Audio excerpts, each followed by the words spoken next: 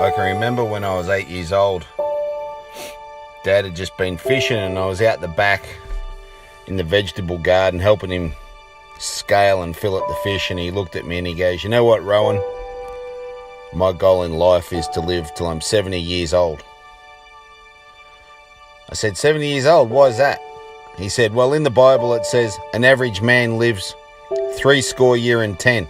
That's 70 years. And I'm an average man. I thought, geez, 70 years. That's miles away. And that's kind of how it seemed. But time travels pretty quickly. And on the 23rd of February 2008, Dad's 70th birthday.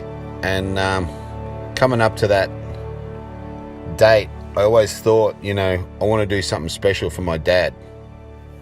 I know Dad saw himself as an average man, but I didn't. I saw him as a great man. He was my dad, and I looked up to him. He was an awesome grandfather, and I really loved him. And I thought, well, I want to do something special to acknowledge his 70 years. And one night I was lying in bed and I had an epiphany. Just kind of came to me, and that was to collect all the stories from Dad's friends about what Dad means to them. So I contacted 50 people, all family and friends, people he'd known over the years that he was close to, and I asked them all to write a story about what Dad means to them, and they all did. So it was a pretty special experience. As all the stories came in, I kind of got to know my dad on a whole new level, all from the perspective of the people that were closest to him. It was amazing. And I decided to put it in a book form, and I promised everyone that wrote a story a copy of the book. I collected all these photos from over the years, and with all the stories, I tried to match as many photos as I could to the stories. And the week before his birthday, I got 100 copies of this book made, and then we all went up to Queensland, Tin Can Bay, where Mum and Dad lived, and took the family up. Tracy, my wife at the time, and 3 kids, and my brother and his wife and my sister, and we all stood in the lounge room, and I gave Dad the book. I never forget it. I wrapped it in yellow tissue paper. And I said, "This is for you, Dad. I hope you like it, mate." And slowly he kind of unwrapped the book and he's looking at it. And the front cover was Dad as a 20-year-old young man standing on the Port Albert boat ramp. And anyone that knew Dad would know that he loved that place. That's where he went fishing all the time. The Port Albert boat ramp was one of his favourite places. He didn't really say much when he looked at the book.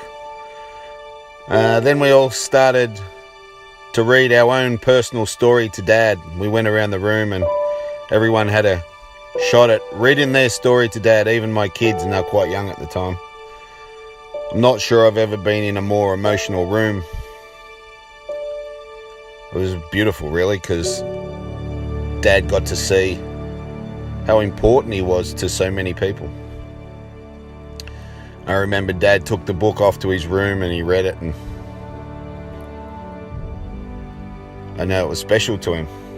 It was special to me to be able to have a part in creating that. Unfortunately, the sad part of the story comes when 19 days later, after Dad's 70th birthday, Dad had a heart attack and died. And no one was really expecting it. But when I look back, I can see the power of words. I can see that,